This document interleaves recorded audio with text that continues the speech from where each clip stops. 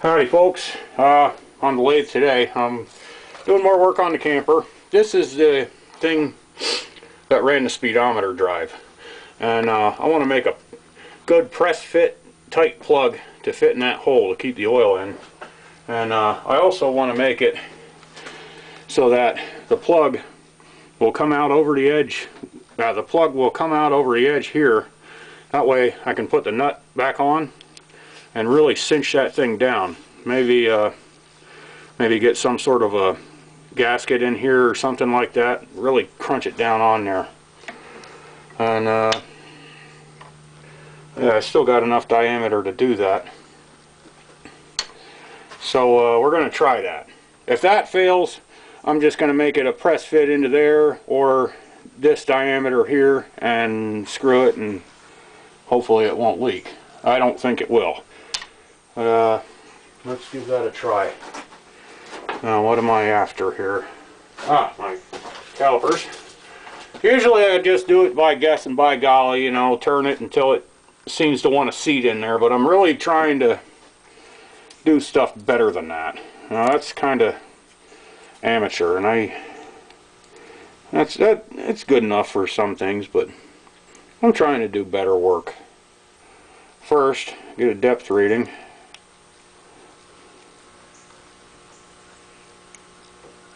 That seems about good. It is 325, 330, 340, 45. You have to give me a minute. I'm not exactly awesome on reading these calipers yet. Let's say 345, 6, 7, 347. Alright, so that's 347 deep.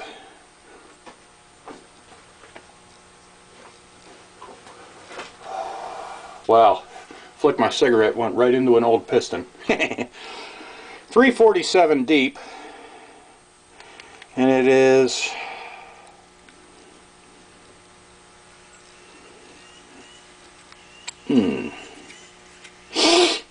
550. Oh, that's going to be about 570. 572 wide. 349 would be okay. So, alright. Our first thing is to get a step cut back here. 349 at 349 thousandths. Turn the tool holder a little bit.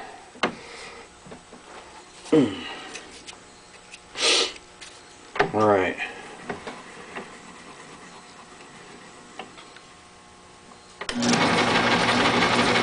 I don't need the feet on there.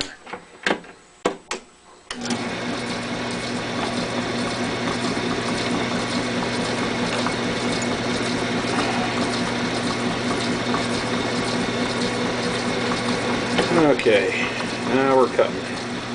349. Oh, let's just go right to 350. Make it simple. Just a little hair more.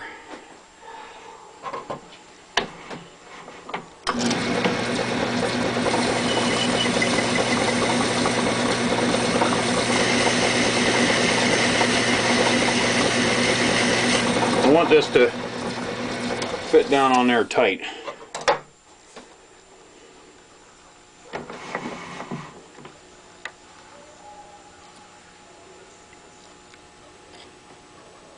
And that looks good right there. So I'll stay with that step. And then I will cut it down to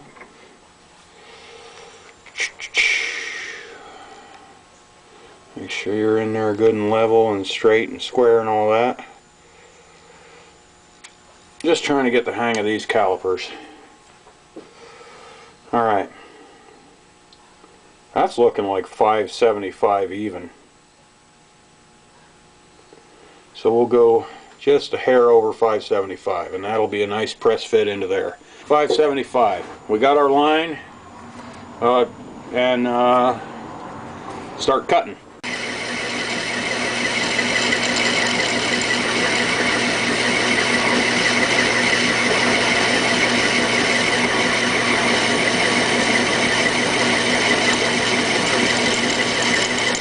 I love these old high-speed steel bits. They really seem to do the trick for me.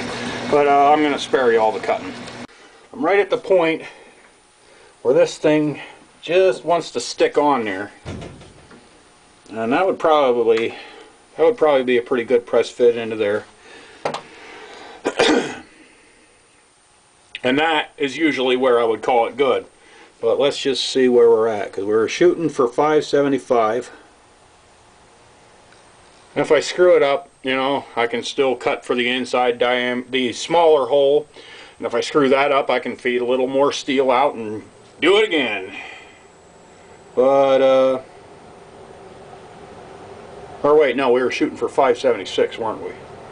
And looks like I got her dead on according to the caliper. Okay. So now what I want to do,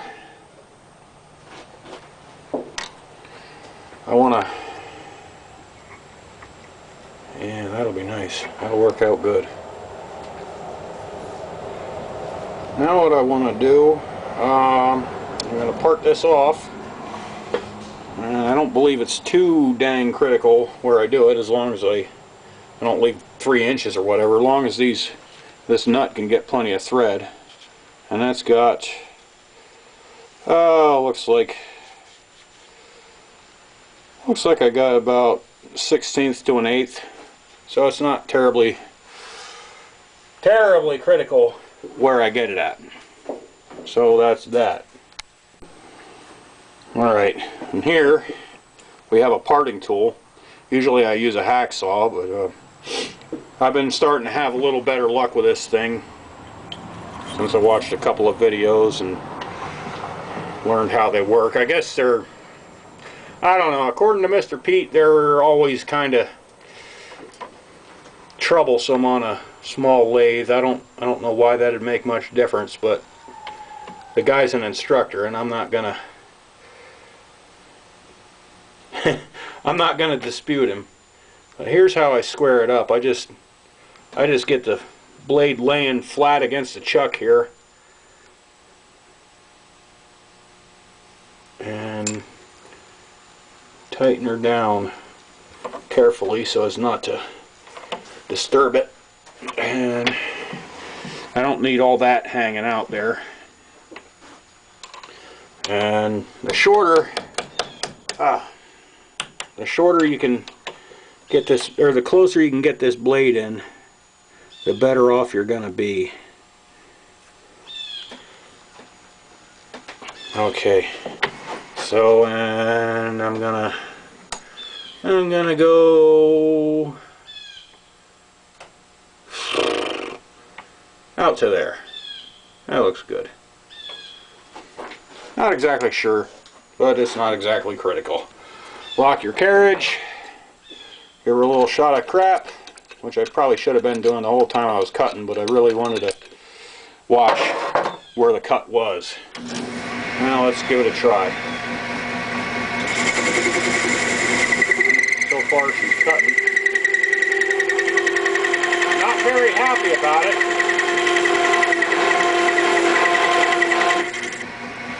Let me change speed. That might get rid of some of that chatter. Maybe.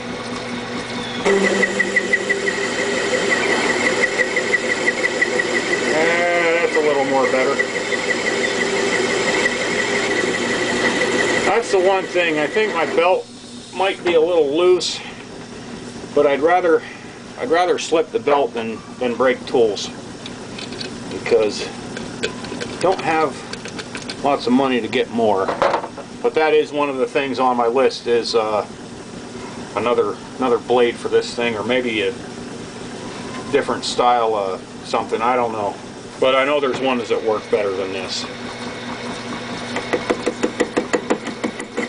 It looks like my piece might have shifted in the chuck a little bit too. Let's just feed her in nice and easy.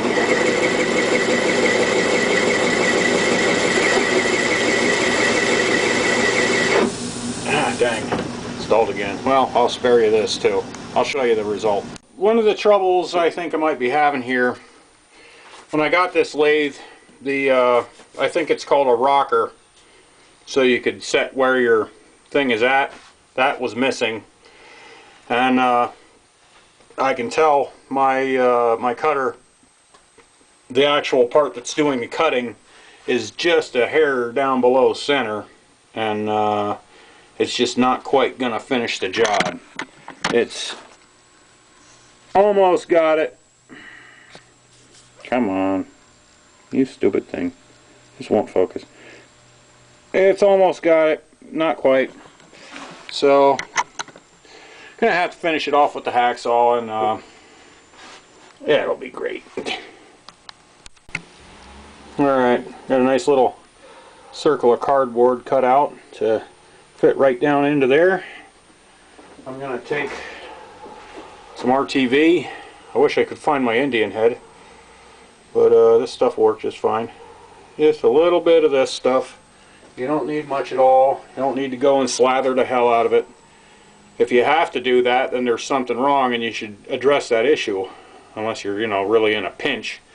You just got to get home, whatever, but you should never really need more than a film of this stuff when you're putting on gaskets and stuff like that. And just set that down in there nice. And I'll put a little more up on top just for the hell of it. Not much. Don't need much. Okay.